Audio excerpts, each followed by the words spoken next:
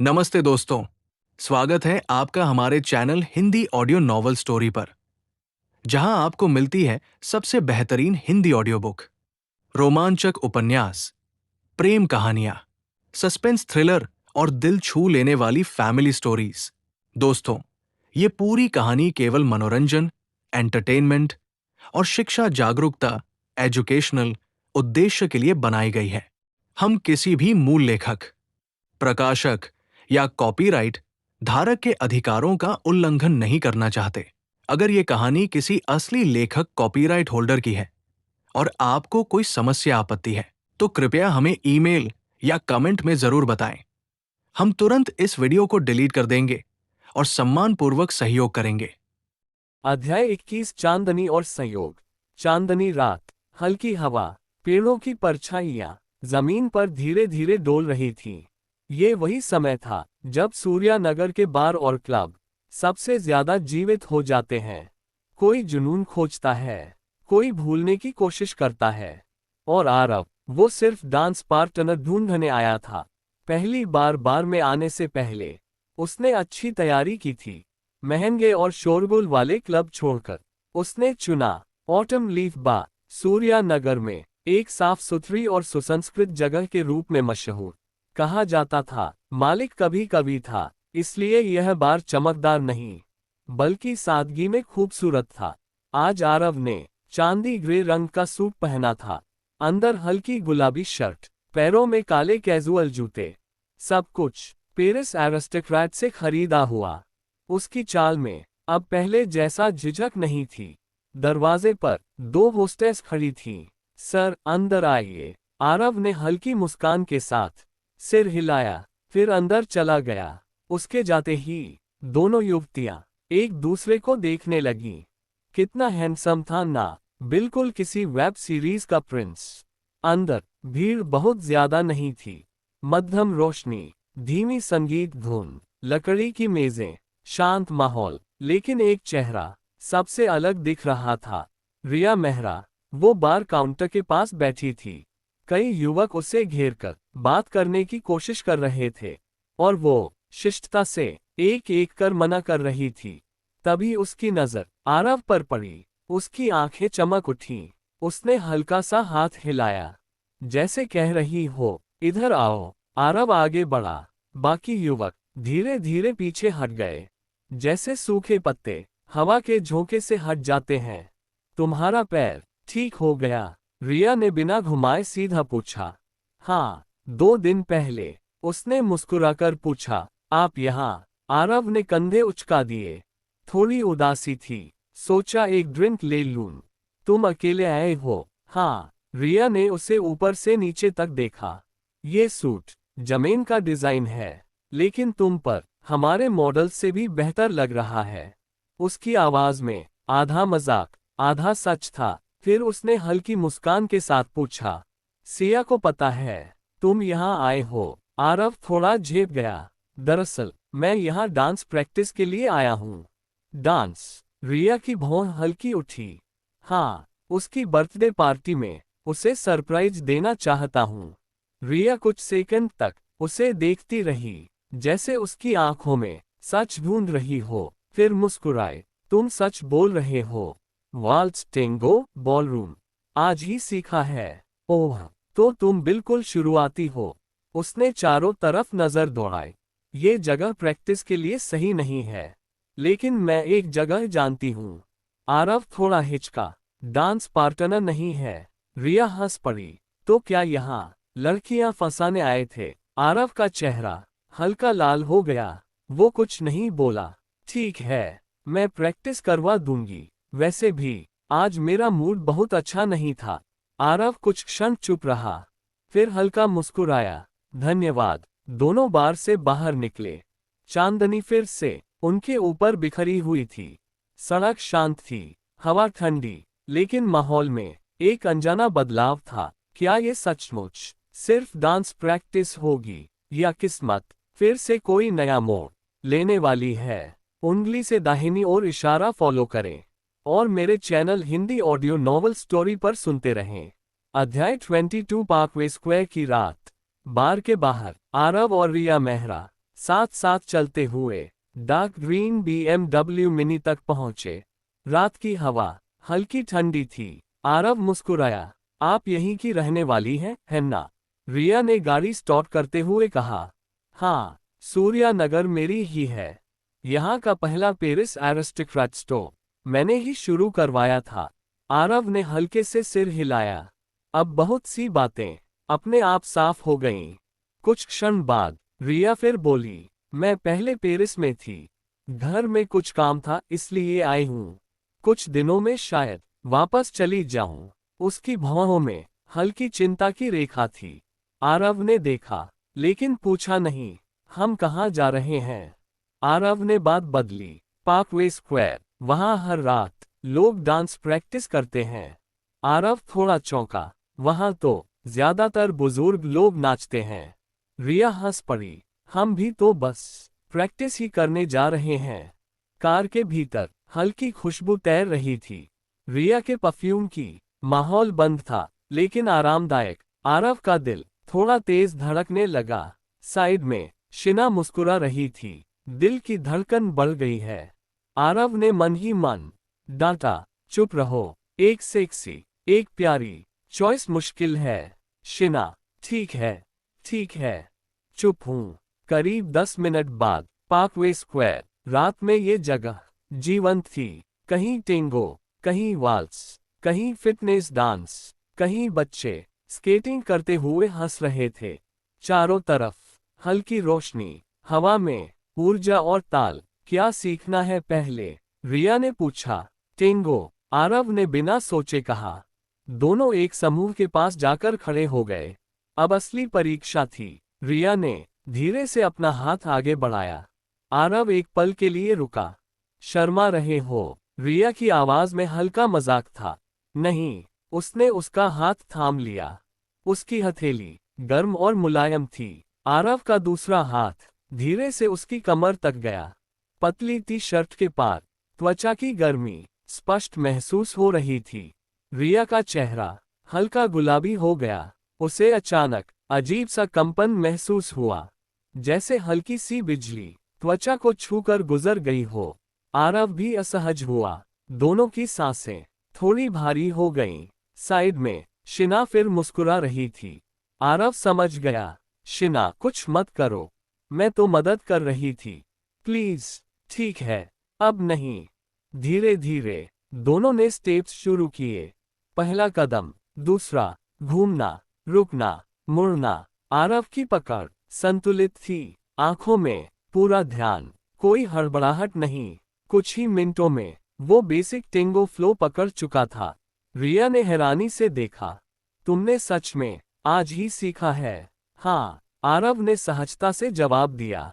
लेकिन अब सवाल ये था, जब पार्टी में सिया के सामने वो डांस करेगा तो क्या होगा? क्या वो इतना ही स्थिर रह पाएगा? और क्या उसके दिल की धड़कन उतनी ही शांत रहेगी? उंगली से दाहिनी ओर इशारा फॉलो करें और मेरे channel Hindi audio novel story पर सुनते रहें। अध्याय 23, धड़कनों का संगम। हल्की सी झंझनाहट से बाहर आते ही रिया मेहरा को महसूस हुआ। उसका शरीर गर्म हो रहा है, चेहरा लाल पड़ गया था। उसे क्या पता था, ये सब शिना की शरारत थी। रिया, आप ठीक हैं? आरव ने हल्की चिंता के साथ पूछा। हाँ, मैं ठीक हूँ। वो मुस्कुराए, खुद को संभाला। चलो शुरू करते हैं। टेंगो की धुन धीरे धीरे हवा में घुल रही थी। आरव स्टेप्स जानता था, लेकिन किसी को बाहों में लेकर पहली बार नाच रहा था। पहला कदम, दूसरा, घूमना, और तभी आरव का पैर रिया के जूते पर पड़ गया। Sorry, sorry. वो तुरंत पीछे हट गया। रिया ने हल्की मुस्कान के साथ कहा, कोई बात नहीं, आराम से, रिलैक्स करो। दूसरी बार भी हल्की सी गलती। रिया फिर मुस्कुराए। तुम बहुत नर्वस हो। गहरी सांस लो। आरव ने आंखें बंद की। धीरे धीरे सांस भीतर ली, धीरे धीरे छोड़ी। दिल की धड़कन स्थिर होने लगी और रिया की आवाज नर्म थी। मेरी आंखों में देखो। वो पल अलग था। दोनों की नजरें मिली। रिया को लगा जैसे आरव की आंखों में कोई गहराई है। जिसमें डूबा जा सकता है। उसने खुद को झटका, वो सिर्फ एक लड़का है। उसने मन ही मन कहा। अब स्टेप्स सहज होने लगे। कोई गलती नहीं, घूमना, रुकना, झुकना, ताल में बहना। टेंगो खत्म हुआ, फिर वाल्स, फिर बॉलरूम। समय का एहसास धीरे धीरे धुंधला हो गया। 2 घंटे कब बीत गए पता ही नहीं चला। रात लगभग 12 बज चुके थे। पार्कवे स्क्वायर धीरे धीरे खाली होने लगा। लाइटें बंद, हवा ठंडी। रिया की टांगें हल्की सुन्न थीं, माथे पर पसीने की चमक, लेकिन चेहरे पर संतोष था। BMW मिनी के पास खड़ी होकर वो मुस्कुराए। अब तुम पास हो चुके हो, पार्टी में आराम से डांस कर लोगे। ये सब आपकी वजह से है। धन्यवाद। आरव सच में आभारी था। रिया ने भौं उठाए। तो शुक्रिया कैसे चुकाओगे? डिनर, आप जगह चुनिए, मुझे इतनी आसानी से टाल दोगे? वो हल्का हंसी। तुम मुझ पर एक एहसान बकाया रखो, कभी भी मांग सकती हूँ। आरव ने तुरंत कहा। डिजाइनर बनने को छोड़कर बाकी सब मंजूर है। डील। रिया मुस्कुराई। रात और गहरी हो गई थी। दोनों अलग अलग दिशाओं में चले गए। कमरे में लौटकर नहाने के बाद आरव बिस्तर पर लेटा, लेकिन नींद नहीं आई। उसके दिमाग में बार बार वही दृश्य घूम रहा था। टेंगो, हथेलियों का स्पर्श, रिया की मुस्कान, और फिर सिया की हंसी। उसकी मासूम आंखें, 2 चेहरे, एक पवित्र, एक परिपक्व, एक फरिश्ता, एक रानी। आरव करवट बदलता रहा। कब नींद आए उसे खुद पता नहीं चला, लेकिन एक बात तय थी, आने वाले दिन उसके दिल की परीक्षा लेने वाले थे। उंगली से दाहिनी ओर इशारा फॉलो करें और मेरे channel Hindi audio novel story पर सुनते रहें। अध्याय 24 शरीर की परीक्षा। सुबह का समय। अपार्टमेंट की बालकनी में आरव स्पोर्ट्स ड्रेस पहनकर खड़ा था। नींद केवल 4 घंटे की, लेकिन आंखों में थकान नहीं, सिर्फ दृढ़ता। सामने हवा में शिना का प्रोजेक्शन उभरा। फिजिकल डोमेन 3 भागों में बनता है। कौशल, ताकत, गति। कौशल में हथियार और मार्शल आर्ट्स आते हैं। लंबी साधना चाहिए। ताकत और गति कम समय में बढ़ाई जा सकती हैं। आरव ने पूछा, अगर 3 लोग अलग अलग ट्रेनिंग करें तो कौन सबसे मजबूत होगा? शिना ने शांत स्वर में उत्तर दिया, कौशल वाला, लेकिन ताकत और गति भी कम नहीं। कुछ सेकंड सोचकर आरव बोला, अभी मैं ताकत और गति सीखूंगा, कौशल बाद में। उसकी योजना साफ थी। Defensive counter attack mode. फिलहाल कौशल की कमी पूरी कर सकता था। ठीक है। स्क्रीन बदल गई। ताकत के लिए बॉडी रिफाइनिंग टेक्निक, गति के लिए फॉल्स ग्रेविटी स्पेस। आरव ने पूछा, मेरे इंडेक्स कितने हैं? शिना मुस्कुराए, पहले ताकत 70, गति 30। अब ताकत वही, लेकिन गति 120। आरव ने गहरी सांस ली। Small success. दोनों 300 पर 500 किलो का पंच। 100 मीटर 8 सेकंड। कितना समय? 3 महीने। लेकिन 800 तक पहुंचना हो तो लगभग 10 साल। आरव की आंखों में चमक उभरी। शुरू करते हैं। बॉडी रिफाइनिंग टेक्निक स्क्रीन पर खुल गई। अजीब पोजीशन, असंभव कोण, ऐसे मोड़ जैसे शरीर रबर का बना हो। क्या मैं ये कर पाऊंगा? करोगे। शिना का उत्तर छोटा था, लेकिन आत्मविश्वास भरा। आरव ने पहला प्रयास शुरू किया। पहला मूवमेंट, मांसपेशियां जैसे चीख उठी। दूसरा, जोड़ों से खिंचाव की आवाज। तीसरा, सांस भारी। आधा घंटा बाद पूरा शरीर पसीने में डूब चुका था। मांसपेशियां जल रही थीं। वो जमीन पर गिर पड़ा। कुछ मिनट सिर्फ सांस लेने के लिए।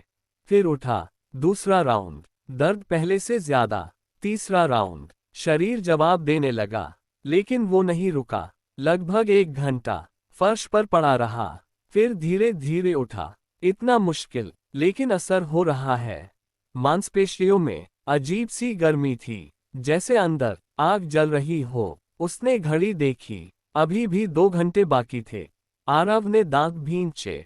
चौथा राउंड, दर्द, पसीना, भारी सांसें, लेकिन हर मूवमेंट के साथ एक चीज साफ थी, वो बदल रहा था, धीरे धीरे, लेकिन निश्चित रूप से। क्या 3 महीने बाद आरव सच में एक नई ताकत के साथ उभरेगा?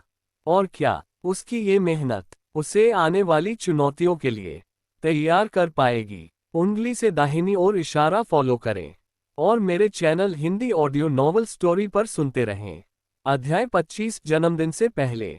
दोपहर में आरव अस्पताल गया। माँ के पास बैठा कुछ देर धीरे धीरे बातें करता रहा, फिर जल्दी लौट आया। अब उसका ध्यान सिर्फ एक चीज पर था, ताकत और गति। शिना के अनुसार अभी वो शुरुआती स्तर पर था। जब बॉडी रिफाइनिंग टेक्निक में पूरी तरह निपुण हो जाएगा तो रोज सिर्फ 1 घंटा ही काफी होगा। लेकिन अभी वो चरण दूर था। गति की ट्रेनिंग बालकनी में संभव नहीं थी, इसलिए आरव सोसाइटी के लॉन में चला गया। शिना की आवाज गूंजी, सूडो ग्रेविटी स्पेस अधिकतम 10 गुना तक जा सकता है, लेकिन अभी तुम 3 गुना तक ही सह सकते हो। 2 गुना से शुरू करो। आरव ने सिर हिलाया। शुरू करें। अचानक शरीर भारी हो गया, जैसे कोई अदृश्य शक्ति उसे नीचे दबा रही हो। मांसपेशियां तुरंत तनाव में आ गईं। आरव ने दौड़ शुरू की। 2 गुना गुरुत्वाकर्षण में 1 किलोमीटर भी आसान नहीं था। सांस तेज, सीना उठ गिर रहा था, कमर हल्की झुक गई। फिलहाल 2 गुना ही ठीक है। शिना ने विश्लेषण किया। जल्द ही 5 गुना सह लोगे। गति की ट्रेनिंग ऊपरी तौर पर साधारण स्प्रिंट जैसी लग रही थी, लेकिन वजन 2 गुना था। हर कदम जमीन पर भारी पड़ रहा था। शाम 5 बजे तक ट्रेनिंग जारी रही। शरीर थक चुका था, लेकिन मूवमेंट पहले से बेहतर हो रहे थे। कदमों की लय संतुलित होने लगी थी। रात को आरव ने सिर्फ विजडम डोमेन पढ़ा, कोई अतिरिक्त शारीरिक अभ्यास नहीं। अगली सुबह सिया का जन्मदिन। आरव बेहद थका हुआ था, लेकिन शरीर में दर्द नहीं था, बल्कि एक हल्की गहरी ताकत का एहसास। सुबह फिर बॉडी रिफाइनिंग टेक्निक। अब कई मूवमेंट पहले से आसान हो चुके थे। हर राउंड करीब 20 मिनट में पूरा। सूडो ग्रेविटी स्पेस में भी बेहतर नियंत्रण था, लेकिन सावधानी के लिए 2 गुना से आगे नहीं बढ़ा। दोपहर में वो फिर अस्पताल गया।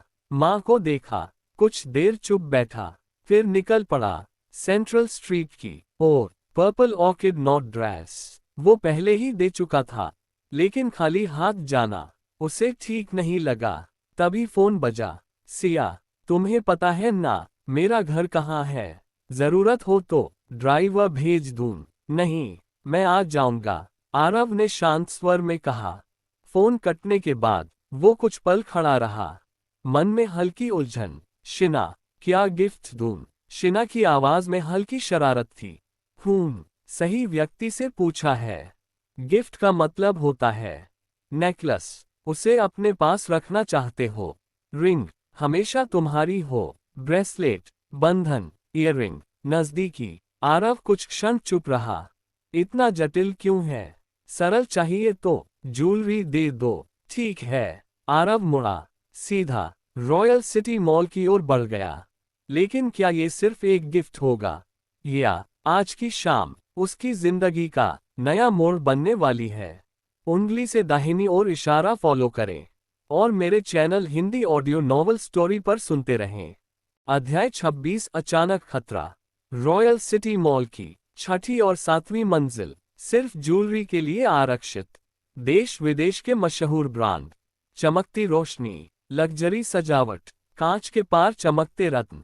आरव एस्केलेटर से सीधा 6ठी मंजिल पहुंचा। चारों तरफ महंगे शोरूम। उसने हल्की मुस्कान के साथ अपने कपड़ों की तरफ देखा।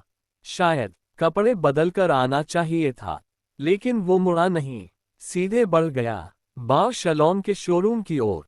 अंदर कदम रखते ही कई सेल्स गर्ल्स की नजर उस पर पड़ी।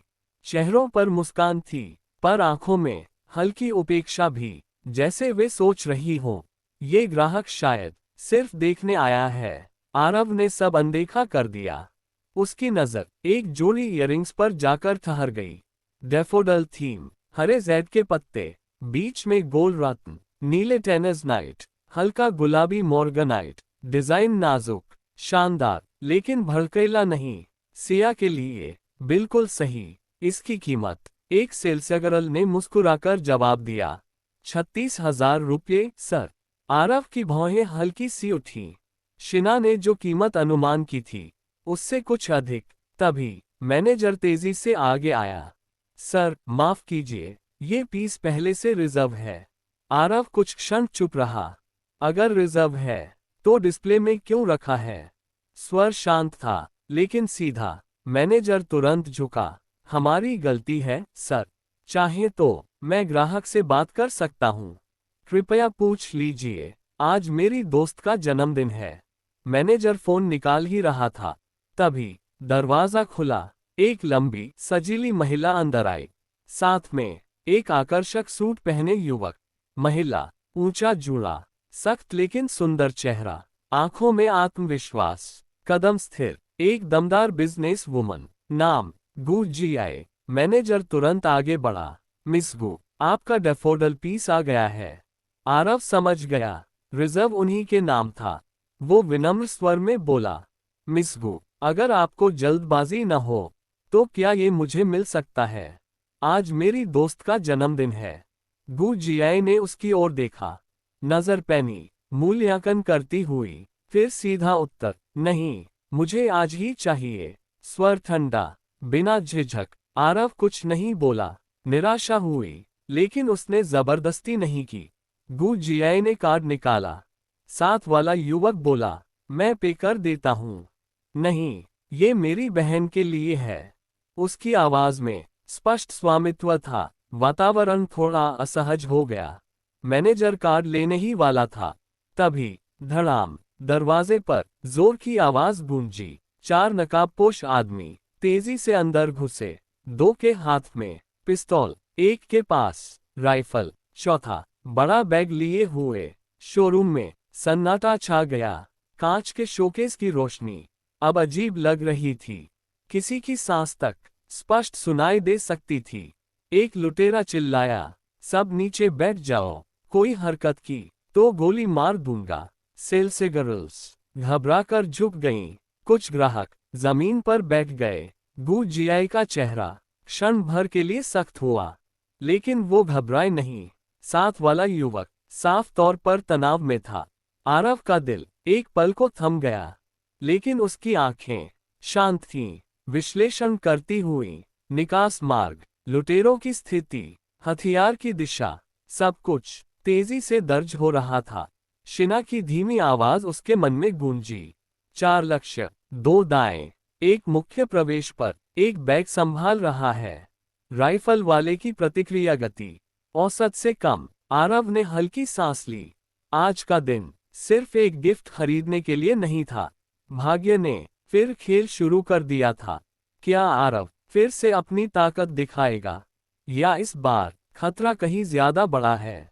उंगली से दाहिनी ओर इशारा फॉलो करें और मेरे channel Hindi audio novel story पर सुनते रहें। अध्याय 27, साहस की कसौटी। यह कोई नाटक नहीं था, यह असली डकैती थी। 5 लुटेरे, 4 अंदर घुसे। 5वां लगभग 2 मीटर लंबा विशालकाय। उसने दरवाजे पर खड़ी 2 महिला परिचारिकाओं को बाहों में जकड़ रखा था। उनके चेहरे डर से सफेद पड़ चुके थे।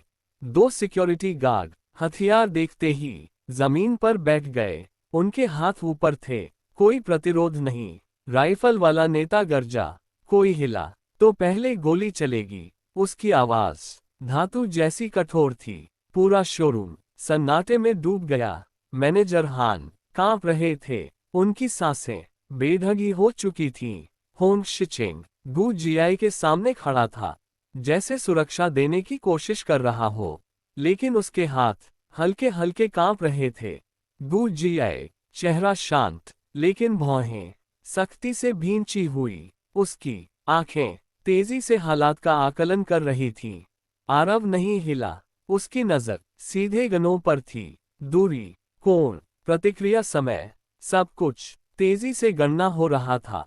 शिना, उसने मन ही मन पूछा, क्या डिफेंसिव मोड गोलियां रोक सकता है? पूरी तरह नहीं। तुम्हारी मौजूदा गति के साथ सफलता की संभावना 50% से कम है। आरव समझ गया, बिना सही मौके कुछ भी करना आत्मघाती होगा। 3 लुटेरे तेजी से गहने समेटने लगे। डिस्प्ले केस तोड़े गए, रत्न बैग में गिरने लगे। 2 अंदर तिजोरी की ओर बढ़ गए। बाहर बचे राइफल वाला नेता, विशालकाय टाइटा और एक गुंडा जो सब पर नजर रख रहा था। तभी वो गुंडा धीरे धीरे गू जियाई की ओर बढ़ा। उसकी आंखों में घिनौनी चमक थी। क्या कर रहे हो? होंग शिचेंग चिल्लाया। धड़ाम, एक लात। होंग शिचेंग जमीन पर गिर पड़ा। उसकी सांस रुक गई। गुंडा झुका, चाकू गू जियाई के चेहरे के पास। मैं अभी इसके साथ खेलूंगा। कोई दिक्कत? 1 मिलियन दूंगा। होंग शिचेंग कांपती आवाज में बोला। 10 मिलियन भी नहीं। गुंडा हंसा, चाकू उसके हाथ में थमा दिया। चल, मुझे मार दे, जीत जाएगा। पूरा हॉल सांस रोके देख रहा था। गू जियाई की आंखों में क्षण भर को उम्मीद चमकी। आरव भी देख रहा था। अगर अभी होंग शिचेंग साहस दिखा दे तो स्थिति बदल सकती है।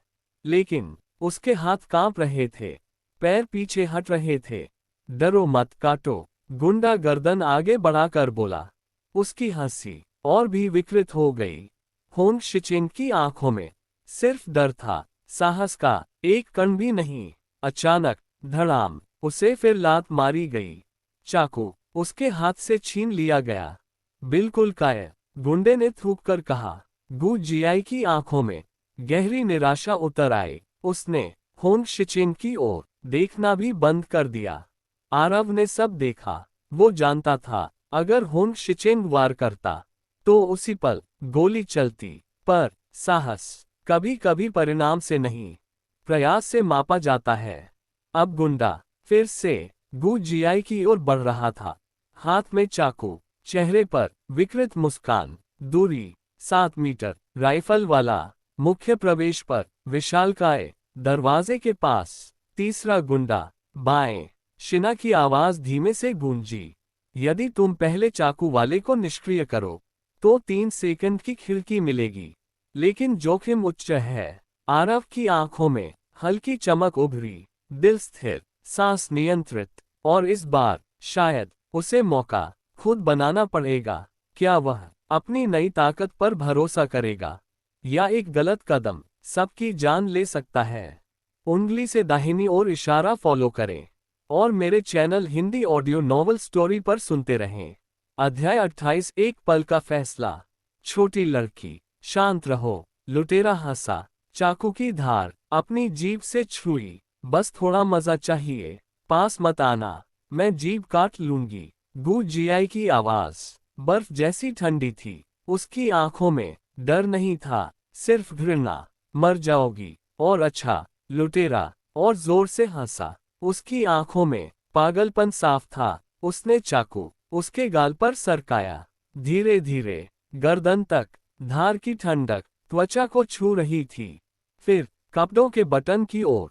पहला बटन कट गया, कपड़ा ढीला पड़ा। भीतर की हल्की झलक। पूरा हॉल जमा हुआ था, कोई हिल नहीं रहा था। कुछ लोग आंखें फेर चुके थे, कुछ डर से कांप रहे थे। नेता ने शटर जैसे पर्दे गिरा दिए। टाइटा ने साइड का छोटा दरवाजा बंद कर दिया। बाहर दूर से पुलिस सायरन की आवाज। अंदर दरिंदगी। चाकू दूसरे बटन की ओर बढ़ा, धीमा, जानबूझकर। और तभी गू जियाई ने पूरी ताकत से घुटना उठाया, सीधा लुटेरे के निचले हिस्से पर। आह! लुटेरा दर्द से चीख पड़ा। उसका शरीर सिकुड़ गया, जमीन पर गिर पड़ा। 1 सेकंड, बस 1 सेकंड। आरव हिला, डिफेंसिव काउंटर अटैक मोड सक्रिय। उसका शरीर फटते हुए स्प्रिंग की तरह आगे झपटा। गणना, दूरी, कोण सब पहले से तय। उसने लुटेरे के हाथ से चाकू छीना, एड़ी घुमाए, सीधा उसके सिर पर वार। धपक, लुटेरा बेहोश। बैंग, गोली चली। नेता ने फायर किया। आरव पहले ही रोल कर चुका था। गोली उसके कंधे से इंच भर दूर हवा चीरती निकल गई। नेता की आंखें फैल गईं। 10 मीटर दूरी, फिर भी खाली निशाना। आरव जमीन पर ही था। बिना उठे उसने चाकू फेंका। चमकती धार हवा में घूमी, सीधे नेता की कलाई में धंसी। आह! पिस्तौल दूर जा गिरी। टाइटा, मारो उसे, नेता चिल्लाया। नेता गिरती पिस्तौल की ओर भागा। आरव भी। टाइटा पहाड़ जैसा शरीर लेकर सीधे आरव की दिशा में दौड़ा। फर्श कांप उठा। आरव ने अचानक दिशा बदली, घुटनों के बल फिसल गया, जैसे पानी में मछली तेजी से कटाव लेती है। लेकिन अब दूरी बदल चुकी थी। नेता पिस्तौल से सिर्फ 2 मीटर दूर, आरव 3 मीटर पीछे। शिना की आवाज, तुम्हारी गति उससे 0.3 सेकंड तेज है। लेकिन बाधा, टाइटा का साया आरव पर पड़ रहा था। हवा भारी हो गई थी। नेता का हाथ पिस्तौल की ओर बढ़ा। गति थोड़ी तेज थी, लेकिन क्या वो समय पर पहुंच पाएगा, या अगली गोली सीधे उसके सीने में धंसेगी? उंगली से दाहिनी ओर इशारा फॉलो करें और मेरे channel Hindi audio novel story पर सुनते रहें। अध्याय 29। एक एहसान। जब वह दरिंदा गू जीआई पर झपटा था, उसी क्षण आरव समझ गया था, यही मौका है। उसने बस इशारे से उसे थोड़ा पीछे हटने को कहा था, लेकिन गू जीआई ने जो किया, उसने हालात ही बदल दिए। सीधा वार, निर्दय, निर्णायक, यहाँ तक कि आरव की रीढ़ में भी एक सिहरन दौड़ गई थी। बाकी सब शिना के नियंत्रण में था। पूरा दृश्य उसके दिमाग में पहले ही सिमुलेट हो चुका था। प्रतिक्रिया समय, गोलियों का कोण, लक्ष्य की गति, सब गणना में था। नेता का हाथ पिस्तौल तक पहुंच गया था, लेकिन बायां हाथ, आदत दाएं की, निशाना तुरंत स्थिर नहीं हुआ। ठीक उसी क्षण आरव की एड़ी उसकी कलाई पर पड़ी। धप, पिस्तौल फिर उछल गई। अगला वार सीधा कमर के नीचे। नेता का चेहरा पहले लाल, फिर सफेद, और वह घुटनों के बल गिर पड़ा। आरव ने मन ही मन बुदबुदाया, शिना, तुमने भी वही सीखा। उसकी तकनीक सटीक थी, न्यूनतम बल, अधिकतम प्रभाव, लेकिन सोचने का समय नहीं था। पीछे से टाइटा आ रहा था, पहाड़ जैसा शरीर, हर कदम फर्श हिला रहा था। आरव ने एक क्षण में दूरी नापी, घुटना मोड़ा, कंधा झुकाया, और फिर वही अंतिम वार, सटीक, केंद्रित। 2 मीटर का दानव धीरे धीरे ढह गया। धप, समय 30 सेकंड। बस 30 सेकंड में 5 में से 2 अक्षम, 3 बेहोश, लेकिन अभी 2 अंदर थे। एक के पास राइफल, सबसे बड़ा खतरा। आरव दरवाजे के पास छिप गया, सांस स्थिर, नजर दरार पर। जैसे ही राइफल वाला बाहर निकला, आरव ने झटके से उसका पैर झाड़ा। वो असंतुलित हुआ, गिरा, गर्दन पर कराटे चॉप, सटीक, बेहोश। आखिरी चाकू वाला, उसके लिए तो ये लगभग खेल था। हाथ घुमाया, कलाई मोड़ी, कोहनी से प्रहार, चाकू गिरा। 3 सेकंड, वो भी अक्षम। कुल समय 30 सेकंड से कुछ अधिक। सब खत्म। बाहर पुलिस सायरन, अंदर सन्नाटा। कुछ देर बाद हुवैंग प्यूडोंग अंदर आए, सूर्या नगर के सबसे बड़े उद्योगपतियों में से एक, डिजिटल सिंडिकेट और रॉयल सिटी मॉल के प्रमुख निवेशक। शहर के शक्ति संतुलन में एक बड़ा नाम। उनकी आंखें गंभीर थीं। कैप्टन ये, सब पकड़े गए। कैप्टन ये ने सिर हिलाया। हाँ, 5 3 पर हत्या के केस हैं। फिर उन्होंने आरव की ओर इशारा किया। इनकी वजह से हुवैंग प्यूडोंग ने आरव को ऊपर से नीचे तक देखा। पतला, युवा, शांत, लेकिन अभी अभी 5 सशस्त्र अपराधियों को गिरा चुका था। वो आगे बढ़े, हाथ बढ़ाया। छोटे भाई, इस बार तुम्हारा एहसान है। आरव ने हाथ मिलाया। उसकी पकड़ स्थिर थी। मैंने सिर्फ खुद को बचाया। हुवैंग प्यूडोंग मुस्कुराए। चाहे वजह जो भी हो, मैं हुवैंग प्यूडोंग तुम्हारा एहसान मानता हूँ। ये शब्द साधारण नहीं थे। कैप्टन ये की आंखों में भी हल्की चमक आ गई। ऐसा आदमी यूं ही किसी का ऋणी नहीं होता।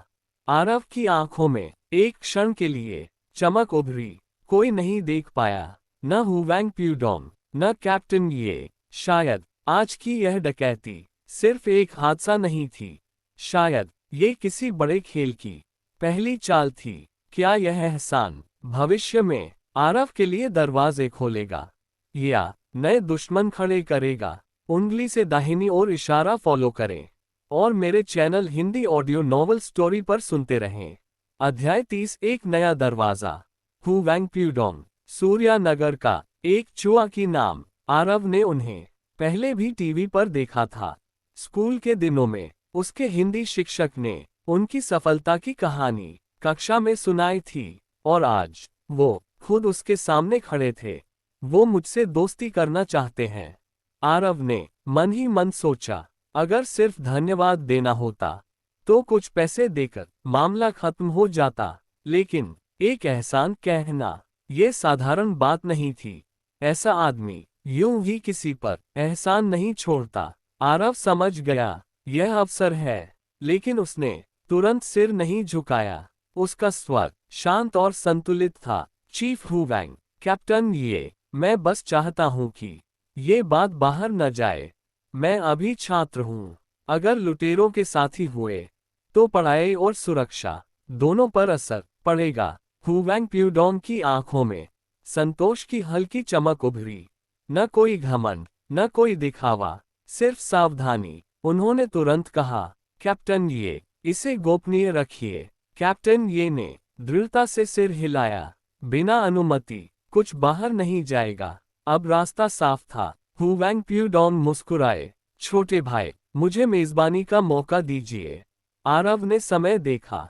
सिया का जन्मदिन, गिफ्ट अभी लेना बाकी। वह हल्का झिझका। सिर्फ 3 बजे हैं। हु वैंग प्यूडोंग ने सहजता से कहा, मैं खुद तुम्हें छोड़ दूंगा। अब इनकार करना असभ्यता होता। आरव ने धीरे से हामी भर दी। तभी मैनेजर हान भागते हुए आए, हाथ में मखमली डिब्बा। मिस्टर डू, कृपया ये स्वीकार करें। डिब्बा खुला। वही डैफोडिल इयररिंग्स। आरव चौंका, लेकिन ये तो मिस गू ने बुक किया था। उन्होंने सहमति दे दी और धन्यवाद भी कहा है। दूर खड़ी गू जियाई ने नजरें फेर ली। उसका अहंकार शब्दों से बड़ा था, लेकिन निर्णय स्पष्ट। आरव हल्का मुस्कुराया, मैं इसे खरीदूंगा। उपहार है, अपने पैसे से दूंगा। मैनेजर हान कुछ कहना चाहते थे, लेकिन अंततः खरीद मूल्य पर बिल बनाया। कार्ड स्वाइप हुआ। लेन देन पूर्ण। हु वैंग प्यूडोंग चुपचाप सब देख रहे थे। एक युवक जिसने अभी 5 सशस्त्र अपराधियों को गिराया, महंगा गिफ्ट मुफ्त में ठुकराया, फिर भी खुद खरीद कर लिया। उनकी नजर में आरव का मूल्य और बढ़ गया। बाहर ऑडी A8L खड़ी थी। दिखने में साधारण, लेकिन 3 मिलियन रुपए से अधिक कीमत। ड्राइवर, सिर्फ ड्राइवर नहीं, प्रशिक्षित बॉडीगार्ड भी। दरवाजा बंद हुआ। हु वैंग प्यूडोंग ने कहा, हु वैंगपू क्लब। कार धीरे धीरे आगे बढ़ी। शाम का सूरज ढल रहा था। सड़क पर लंबी परछाइयां खींच गई थीं।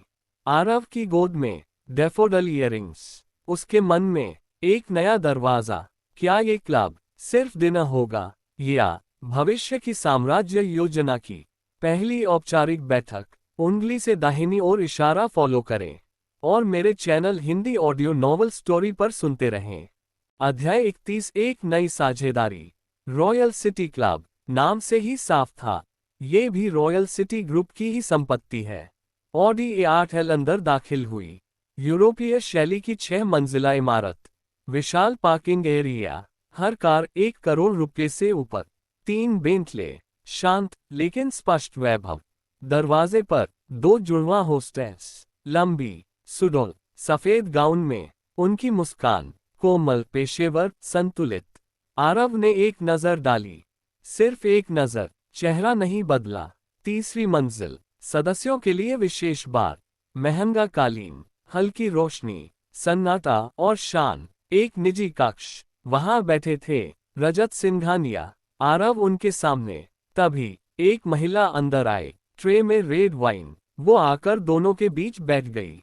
नाम Yamini Mehta, royal city club की जनरल मैनेजर। आरव, बहुत ही उत्कृष्ट युवक है, रजत सिंघानिया ने परिचय कराया।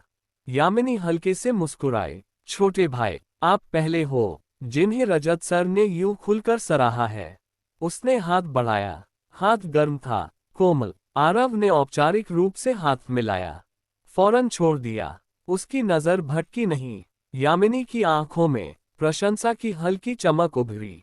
मुझे सर मत कहो, यामिनी दी कह सकते हो। वो हंसी। मैं तुम्हें वीआईपी कार्ड दूंगी। रॉयल सिटी क्लब का वीआईपी कार्ड, स्टेटस का प्रतीक, वार्षिक फीस 1 करोड़ रुपये। आरव मना करने ही वाला था, तभी रजत सिंघानिया ने वाइन का गिलास उसकी ओर बढ़ाया। अगर मुझे दोस्त मानते हो तो इनकार मत करना। आरव ने गिलास उठाया, एक ही घूंट में खत्म। रजत मुस्कुराए। युवा ऐसे ही होने चाहिए।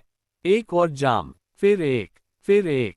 10 से अधिक गिलास, 2 बोतलें खाली। लेकिन आरव की आंखें साफ, स्थिर, शांत। यामिनी का चेहरा लाल हो चुका था, आंखें और भी मादक। वो हल्के से उसके कंधे से सट गई। छोटे भाई, कभी मुझे भी 2-4 दांव सिखाओगे? आरव हल्का मुस्कुराया। जरूर। रजत सिंघानिया सब देख रहे थे। ये युवक शराब में नहीं डगमगाया, सौंदर्य में नहीं उलझा। आत्मसंयम, यही गुण बड़े खिलाड़ियों में होता है। आखिरकार रजत गंभीर हुए। आरव, क्या तुम मेरे साथ काम करना चाहोगे? कमरे में सन्नाटा छा गया। आरव जानता था, ये प्रस्ताव साधारण नहीं। रॉयल सिटी ग्रुप, पूरे सूर्यनगर में प्रभाव, अनुभव, संसाधन, संपर्क। मैं अभी छात्र हूँ, उसने संयम से कहा। सीखते हुए काम करो। रजत ने तुरंत उत्तर दिया। तुम युवा हो, समय तुम्हारे पास है। आरव चुप रहा। विचार उसकी भविष्य की योजना से टकरा रहे थे। सॉफ्टवेयर, फॉर्मा, ऑटोमोबाइल। रजत सिंघानिया का नेटवर्क सीढ़ी बन सकता था। मुझे डर है कि आपकी अपेक्षाएं पूरी न कर सकूं। रजत मुस्कुराए। मैं लोगों को पहचानता हूं और मुझे तुम पर भरोसा है। अब इनकार करना मूर्खता होती। तो फिर मैं इनकार कैसे करूं? आरव ने हल्का सा सिर झुका दिया। यामिनी ने तुरंत गिलास उठाया। रजत सर, बधाई। तीनों ने जाम टकराए। आरव की आंखों में हल्की चमक थी। आज उसने सिर्फ एक संभावित खतरे को नहीं रोका, उसने अपने साम्राज्य की पहली ठोस नींव रख दी। क्या ये साझेदारी भविष्य में गहरी दोस्ती बनेगी या शक्ति की राजनीति का आरंभ? उंगली से दाहिनी ओर इशारा फॉलो करें और मेरे channel Hindi audio novel story पर सुनते रहें। अध्याय 32, 5वीं मंजिल। रॉयल सिटी मॉल का general manager office. Floor to ceiling glass के सामने रजत सिंघानिया खड़े थे। उनकी नजर नीचे जाती कार पर थी, जिसमें आरव बैठा था। पीछे सोफे पर यामिनी मेहता शांत बैठी थी। यामिनी, तुम्हें वो लड़का कैसा लगा? रजत ने पूछा। यामिनी हल्का मुस्कुराए। आज उसके चेहरे पर वो चंचलता नहीं थी। उसकी जगह था ठंडा और बेहद संतुलित व्यक्तित्व। बहुत ही काबिल नौजवान है। स्किल्स मजबूत हैं। हिम्मत और इच्छा शक्ति दोनों असाधारण हैं। थोड़ा रुककर उसने कहा, लेकिन रजत सर, क्या आप थोड़ी जल्दी नहीं कर रहे? रजत ने धीमे स्वर में कहा, मेरे पास समय नहीं है। रॉयल सिटी मॉल अभी बहुत अव्यवस्थित है, जैसे कीचड़ से भरा तालाब। अगर उसे साफ नहीं किया गया तो वो सड़ जाएगा। यामिनी ने सिगरेट जलाई। दृढ़ता और साहस में आरव कम नहीं है, लेकिन वो अभी युवा है। शुरुआत आसान नहीं होगी। रजत ने सिर हिलाया। वो अलग है, उसमें कुछ है जिसे शब्दों में नहीं कह सकता। यामिनी की आंखों में हल्की चमक आई। ड्रैगन है या कीड़ा, ये तो परखने पर ही पता चलेगा। वो खड़ी हुई। उसे कुछ समय मेरे साथ रहने दीजिए। अगर वो कीड़ा नहीं हुआ तो मैं उसे ड्रैगन बना दूंगी। रजत ने हामी भरी, लेकिन उनके मन में एक और विचार था। आरव की असली पृष्ठभूमि जाननी होगी। दूसरी ओर बेंटले की पिछली सीट पर आरव शांत बैठा था, आंखें बंद, लेकिन दिमाग लगातार सक्रिय। ये कार करीब 40 लाख रुपये की। रजत ने उसे कभी भी इस्तेमाल करने की अनुमति दे दी थी। यह विश्वास साधारण नहीं था। आरव अपनी योजना पर विचार कर रहा था। उसकी मूल योजना क्या थी? सिया के जन्मदिन के बाद अपने पास मौजूद पैसों से एक छोटी दवा निर्माण कंपनी खोलना, साथ ही डिजिटल सिंडिकेट का स्तर बढ़ाकर टॉप गीक तक पहुंचना, फिर किसी इलेक्ट्रॉनिक्स कंपनी के साथ सहयोग करना, दोनों क्षेत्रों में उसके पास तकनीकी बढ़त थी। लेकिन ये सब छोटे स्तर की शुरुआत होती। वास्तव में बड़ा बनने में लंबा समय लगता। रजत से मिलने के बाद उसने फैसला बदल दिया। रॉयल सिटी मॉल एक ऊंचा प्रारंभिक बिंदु था। अगर इतना बड़ा मंच मिल सकता है तो छोटे स्तर से क्यों शुरू किया जाए। उसे अभी चाहिए था अनुभव और संपर्क। ये दोनों उसकी सबसे बड़ी कमजोरी थे। मॉल उसके लिए सबसे बेहतरीन प्रशिक्षण मैदान था। अगर यहाँ वह टिक गया तो भविष्य में उसे अकेले संघर्ष नहीं करना पड़ेगा। या तो वो नहीं उड़ेगा या फिर सीधे आसमान छुएगा। शाम लगभग 5 बजे आरव अस्पताल पहुंचा। नर्स सविता उसकी मां की देखभाल कर रही थी। दरवाजा खुला। नर्स सविता ने उसे देखा और चौंक गई। आरव, तुम अचानक इतने अलग कैसे लग रहे हो? टीवी के हीरो जैसे लग रहे हो।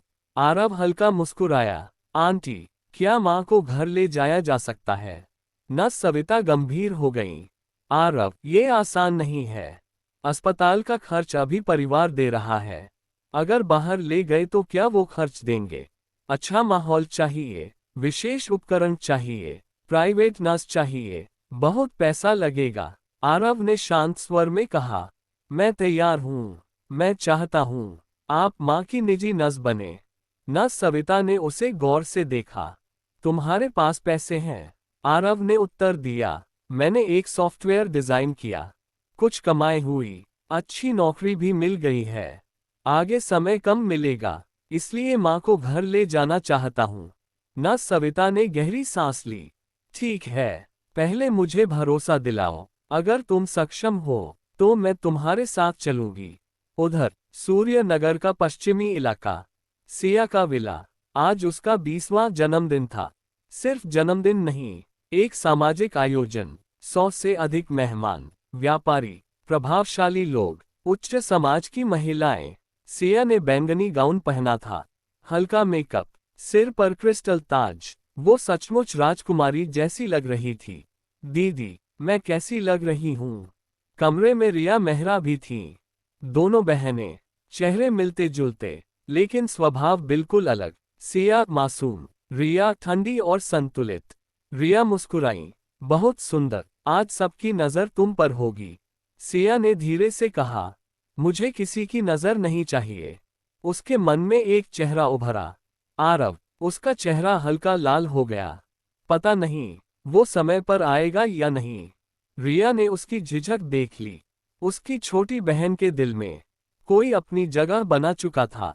आने वाली शाम सिर्फ जन्मदिन नहीं होगी, कुछ और भी बदलेगा। उंगली से दाहिनी ओर इशारा फॉलो करें और मेरे channel Hindi audio novel story पर सुनते रहें। अध्याय 33। सिया, क्या तुम्हें कोई पसंद है? रिया मेहरा ने धीरे से पूछा। दोनों बहनों का रिश्ता बहुत गहरा था। माँ के जाने के बाद रिया ही सिया के लिए माँ जैसी बन गई थी, इसलिए सिया उससे कुछ नहीं छिपाती थी। सिया का चेहरा लाल हो गया। उसने हल्के से सिर झुका दिया। हाँ, रिया मुस्कुराई, तो सच में मेरी छोटी बहन बड़ी हो गई है। उसने पास बैठने का इशारा किया। आओ, बताओ, कैसा लड़का है? सिया उसके पास बैठ गई। थोड़ी देर चुप रही, फिर बोली, दीदी, 4 साल पहले वाला एक्सीडेंट याद है? रिया की आंखें गंभीर हो गईं। कैसे भूल सकती हूँ? माँ के जाने के बाद पापा एक औरत को घर ले आए थे। तुम गुस्से में घर से भाग गई थी और फिर वो रुक गई। उस दिन की याद से उसके दिल में आज भी डर उठता था। अगर उस समय किसी ने सिया को धक्का देकर हटाया न होता तो शायद रिया आगे सोच भी नहीं पाई। उस अजनबी ने सिया को बचाया, लेकिन खुद कार से टकरा गया। गवाहों ने कहा था वो लंगड़ाते हुए चला गया।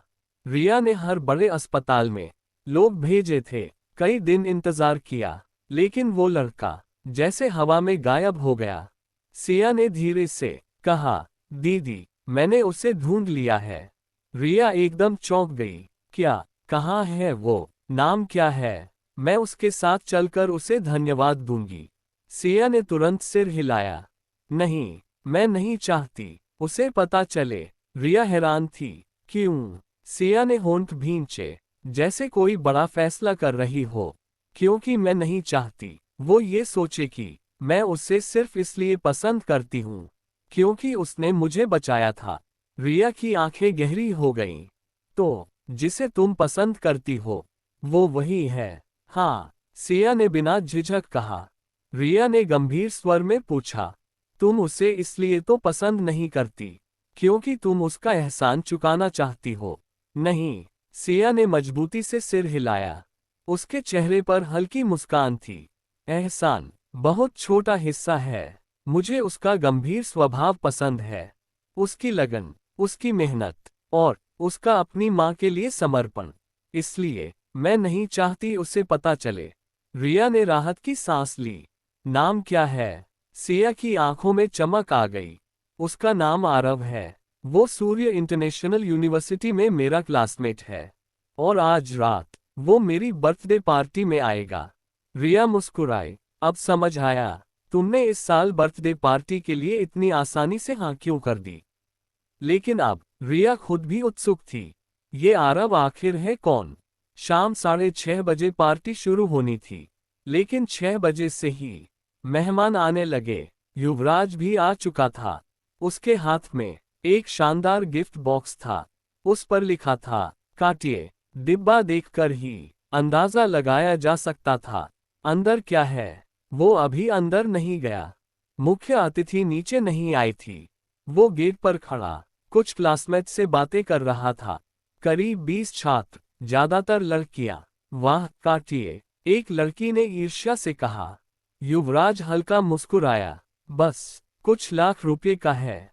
उसने सहज दिखने की कोशिश की, लेकिन अंदर से दिल थोड़ा चुभ रहा था। फिर भी सिया को पाने के लिए ये निवेश जरूरी था। कुछ लाख। लड़कियां हैरान थीं। उनका परिवार अच्छा था, लेकिन सिया और युवराज के परिवार से बहुत पीछे। युवराज ने इधर उधर देखा। आरव दिखा क्या? एक लड़का हंसा। उसे भी इनविटेशन मिला है। क्या उसे ऐसे फंक्शन में आने का हक है?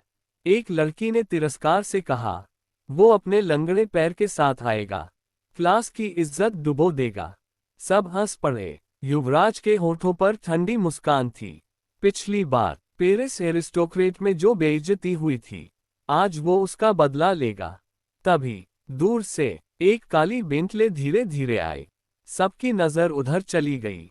लग्जरी कार का मतलब था कोई बड़ा व्यक्ति आया है। लेकिन जब कार से उतरने वाला व्यक्ति दिखा, सब स्तब्ध रह गए। आरव, युवराज के मुंह से खुद ब खुद निकला। आज का आरव राजकुमार जैसा दिख रहा था। सीधी पीठ, गंभीर चेहरा, गहरी आंखें, सलीकेदार महंगे कपड़े। कोई उससे पहले वाला साधारण आरव समझ ही नहीं सकता था। एक लड़की फुसफुसाई, ये सच में आरव है? मुझे तो किसी फेरी टेल का प्रिंस लग रहा है। दूसरी लड़की बोली, उसके हाथ में जो ज्वेलरी है बाओशेलोन का नया बूशे ऑन फ्लर्स फैट्स सीरीज है। बहुत महंगी है। उसकी आवाज में ईर्ष्या थी। लड़कों के चेहरे पर जलन साफ थी, जिसे वो हमेशा नीचा समझते थे। वो आज उनसे आगे खड़ा था। युवराज का चेहरा काला पड़ गया। उसे समझ नहीं आ रहा था, सिर्फ 10 दिन में आरव ऐसा कैसे बन गया? महंगी कार, महंगे कपड़े और अचानक बदला हुआ व्यक्तित्व। लेकिन फिर एक लड़के ने कहा, रुको, उसका पैर, वो तो लंगड़ा नहीं रहा। सबकी नजर आरव के पैरों पर गई। चलना बिल्कुल सामान्य, कोई लंगड़ाहट नहीं। युवराज के मन में जैसे कुछ टूट गया। नामुमकिन। उसका सबसे बड़ा मानसिक हथियार गायब हो चुका था। आरव कार से उतरते समय ही उनकी बातें सुन चुका था। उसकी सुनने की क्षमता अब सामान्य नहीं थी। वो सब कुछ साफ सुन सकता था। वो सीधे युवराज के सामने जाकर रुका। हल्की मुस्कान के साथ बोला, युवराज, आज पहली बार महसूस हुआ तुम मुझसे थोड़े छोटे हो। शब्द साधारण थे, लेकिन अर्थ गहरे। युवराज कुछ बोल नहीं पाया। उसके सामने खड़ा आरव अब दबा हुआ लड़का नहीं था। आरव मुस्कुराया और अंदर चला गया। साथ ही सिया को फोन किया।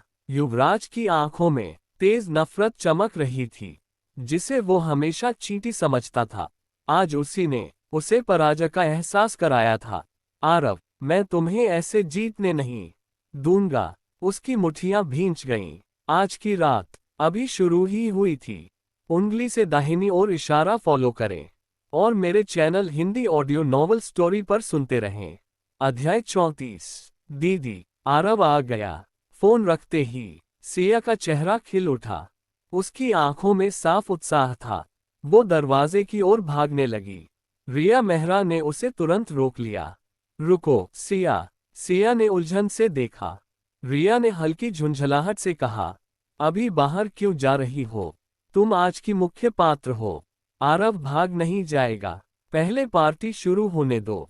मैं जाकर उससे मिलती हूँ और देखती हूँ कैसा लड़का है तुम्हारा। दीदी, आप बहुत अच्छी हैं। सिया के दिल में हल्की मिठास घुल गई। उसने जल्दी से आरव का हुलिया बताया। कपड़े, हेयर स्टाइल, और वो अभी कहाँ खड़ा है। रिया ने मुस्कुराते हुए उसकी नाक हल्के से दबाई। इतनी ध्यान से देखा है। फिर वो बाहर चली गई। अचानक सिया को कुछ याद आया। दीदी, रुको। रिया मुड़ी। क्या हुआ? सिया झिझकी, फिर हिम्मत जुटाकर बोली, आरव को नहीं पता कि मैं उसे पसंद करती हूँ।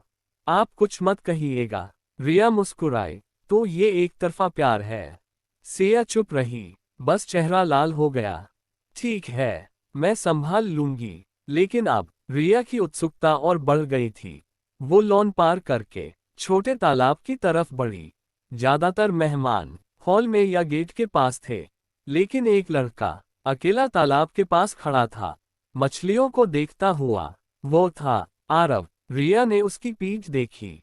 लंबा कद, सीधा शरीर और एक सहज शालीनता। उसे अचानक लगा जैसे उसने उसे पहले कहीं देखा है।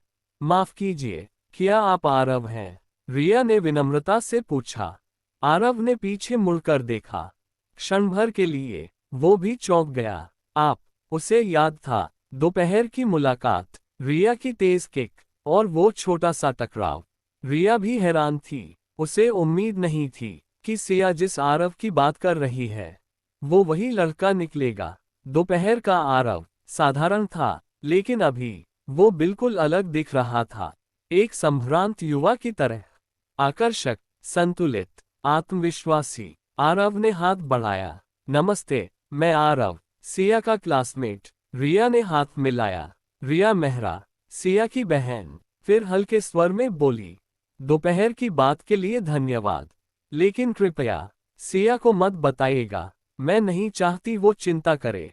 आरव मुस्कुराया। दोपहर? क्या हुआ था? रिया ने राहत की सांस ली। उसे समझ आ गया कि आरव समझदार है। चलिए, पार्टी शुरू होने वाली है। सिया ऊपर है, शुरुआत के बाद नीचे आएगी। आरव ने रेशमी डिब्बा निकाला। ये उसे दे दीजिए, और मेरी तरफ से जन्मदिन की शुभकामनाएं भी। रिया ने डिब्बा लिया और दोनों हॉल की ओर चल दिए। हॉल भरा हुआ था, करीब 100 मेहमान, शानदार सजावट, छोटा सा स्टेज, सब कुछ व्यवस्थित। रिया ऊपर चली गई। आरव कोने के सोफे पर बैठ गया, शांत, इंतजार करते हुए। दूसरी मंजिल पर सिया बेचैन होकर टहल रही थी। दरवाजा खुला।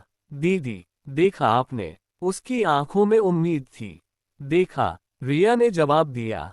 कैसे लगे? सिया ने उसका हाथ पकड़ लिया। रिया ने जानबूझकर देर की।